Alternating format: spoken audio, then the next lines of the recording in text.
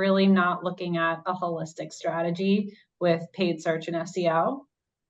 This is still absolutely something that we see with cannibalization of brand spend. So still seeing like dealers coming in with spending anywhere between 20 and 30% of their paid search efforts unknowingly on brand, whether they're directly investing in it or they don't have their account set up properly to really understand the overall cost that brand is driving across their account.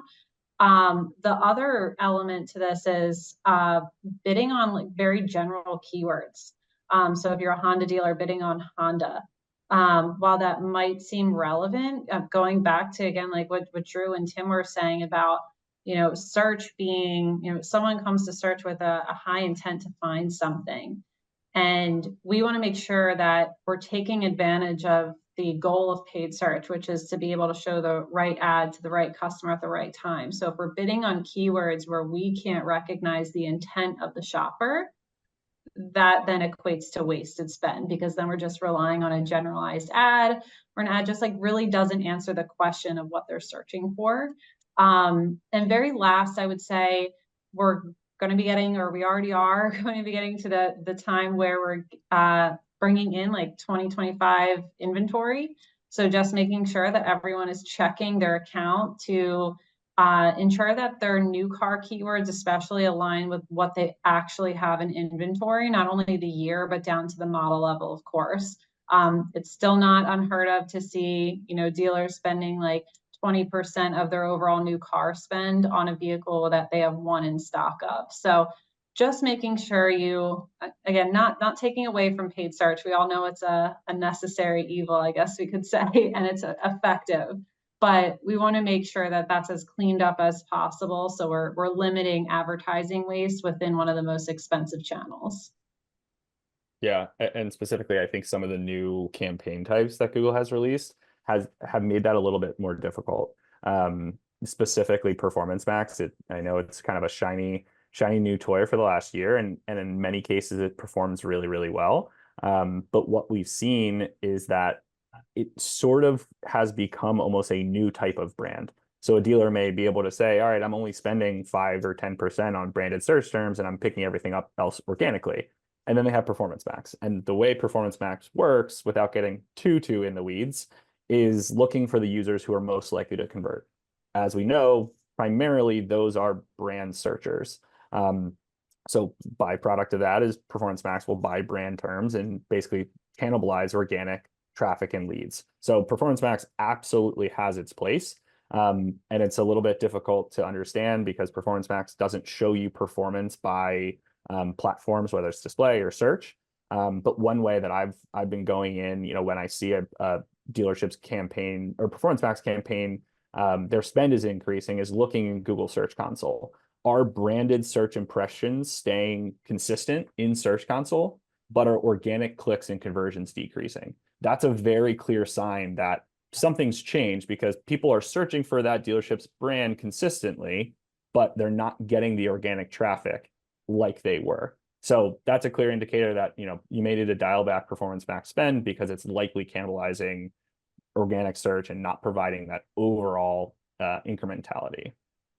Yeah, and just wanted to provide additional insight on like the conversation around brand, because Drew and I talk about this all the time, but maybe someone isn't familiar with this conversation yet, is if the idea behind spending on your brand and it not being a necessity is because more than likely you're going to be able to capture that traffic organically. So again, going back to the searcher intent, if they're searching for Drew Diehl Honda, they're going to then scroll past the ads and find that Honda dealership. So understand that that's what the searcher is going in with. That's what they're going to want to find. And more than likely, that's going to come through organically without the paid search cost. The other thing I wanted to clarify too is like Drew saying with, PMAX going after, those that are more likely to convert. So why would that be a bad thing? It's not necessarily a bad thing. There's two things happening here. One is that it's cannibalizing your brand traffic coming through organically. But the second thing is that we also have to think about what type of conversions a lot of brand traffic is driving.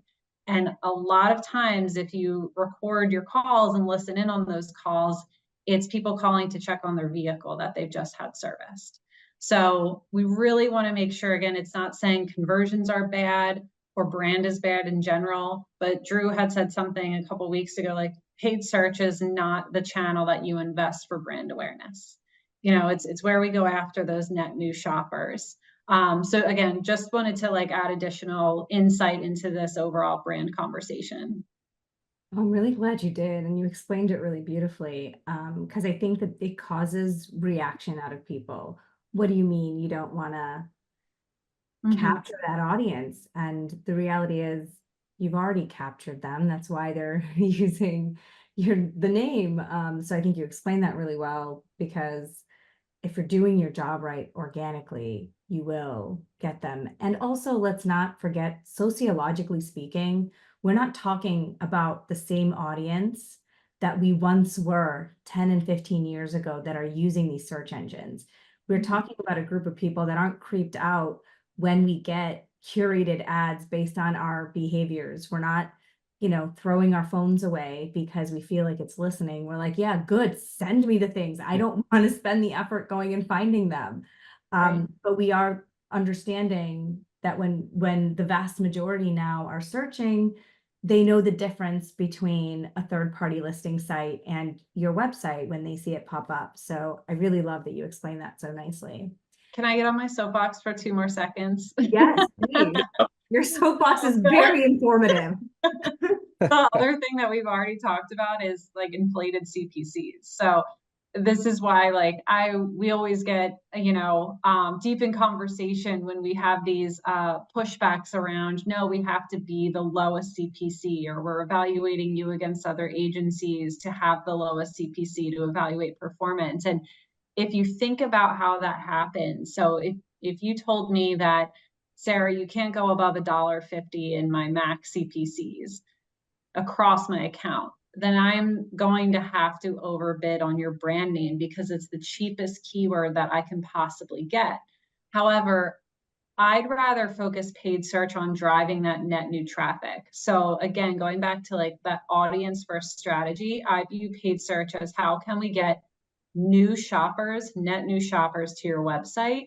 So I would rather spend 2-3 times as much on someone searching for Honda dealership near me versus someone searching for my brand.